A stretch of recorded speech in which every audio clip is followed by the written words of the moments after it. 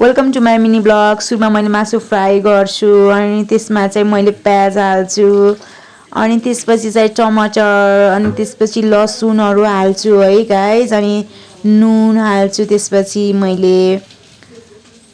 त्यसपछि चाहिँ जिरा धनियाको पेस्ट हाल्छु अनि त्यसपछि चाहिँ बेसार हाल्छु अनि चिल्ली पाउडर हाल्छु अनि फेरि चाहिँ मिट मसला हाल्छु अनि त्यसपछि मैले मजाले चलाउँछु, मासुलाई फ्राई गर्छु है। अनि त्यसपछि चाहिँ फेरि मैले चाहिँ छोपिदिन्छु अनि थोरै पानी हाल्छु है। अनि त्यसपछि फेरि त्यसलाई छोपिदिन्छु अनि त्यसपछि केही टाइमपछि फेरि चलाइदिन्छु अनि त्यसपछि चलायो भने चाहिँ मासुलाई चलाउने अनि यस्तो हुन्छ है।